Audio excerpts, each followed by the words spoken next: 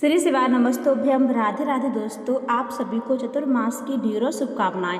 चतुर्मास के दौरान भगवान श्री हरि विष्णु योग निद्रा में चले जाते हैं और इस दौरान किसी भी प्रकार के शुभ और मांगलिक कार्य नहीं किए जाते हैं, लेकिन इस दौरान तुलसी जी का पूजन किया जाता है। चतुर्मास 2026 में कुछ ऐसे विशेष कार्य तुलसी से संबंधित किए जाते हैं जो कि सौभाग्य देते हैं, धन संपदा में वृद्धि देते हैं और श्री नारायण की विशेष कृपा प्रदान करने वाले होते हैं। जैसे कि आप जानते होंगे, चतुर्मास 2026 में 25 जुलाई से शुरू हो रहा है।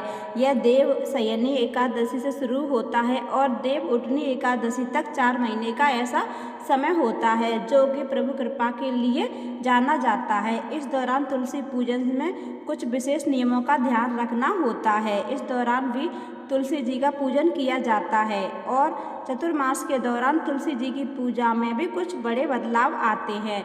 तो अगर आप चतुर्मास में व्रत का नियम ले रहे हैं तो आपको तुलसी जी का पूजन करना ही है, लेकिन आप किसी कारणवश चतुर्मास में व्रत नहीं कर रहे हैं तो भी आपको तुलसी जी का पूजन अवश्य ही करना चाहिए।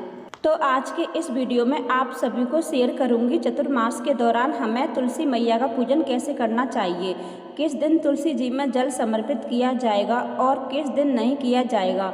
भगवान श्री हरि विष्णु की कृपा प्राप्त करने के लिए चतुर्मास के महीने में सुबह सुबह स्नान आदि से फ्री होकर जहाँ भी आपने तुलसी जी लगाई हैं, तुलसी जी के पास आप चले जाइए। जिस जगह पर हम तुलसी पूजन करेंगे उस जगह को अच्छे से साफ कर लेंगे। तुलसी जी के गमले को भी साफ कर लेंगे और गमले में सूखी पत्तियां, कंकड़ वगैरह हम हटा देंगे। आसपास में भी हम सफाई करने के बाद तुलसी जी का पूजन करना आरंभ करेंगे।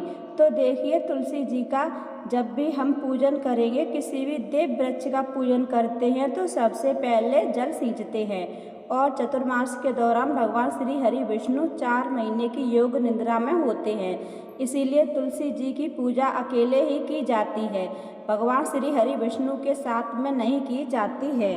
इस बात का ध्यान रखें। तो इस तरह से हम जल सींच देंगे। इसके बाद हम सबसे पहले दीपक प्रज्वलित करेंगे। यह दीपक हमारी इस पूजा का साक्षी भी होगा। हम हल्दी से स्वास्तिक बना लेंगे। चावल या फूलों का आसन देते हुए दीपक को प्रज्वलित कर लेंगे। घी या तिल के तेल का दीपक हमें यहाँ पर जलाना है और अब हम तुलसी मैया को तिलक कर देंगे। यहाँ पर हम रोली से तुलसी जी का तिलक करेंगे। साथ ही हम यहाँ पर अक्षत समर्पित कर देंगे और थोड़े से तिल दीपक के अंदर जरूर डालेंगे, क्योंकि कहा जाता है कि जितने तिल चटकते हैं उतने ही हमारे कष्ट कटते हैं, यानी कि पापों का नाश होता है। जो तिल भी यहाँ पर समर्पित कर देंगे। इसके बाद में हम फूल चढ़ाएंगे। आपको जैसे भी फूल मिल जाए आप समर्पित कर दीजिएगा।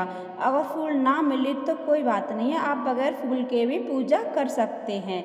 इसके बाद हम फिर भोग समर्पित करेंगे। तो देखिए, भोग में कोई भी ऋतु फल चढ़ा सकते हैं। मीठे में कोई मिठाई, बतासा, गुड़, चीनी, मिश्री किसी भी रूप में आप यहाँ पर भोग समर्पित कर सकते हैं। मैं यहाँ पर मिश्री समर्पित कर रही हूँ।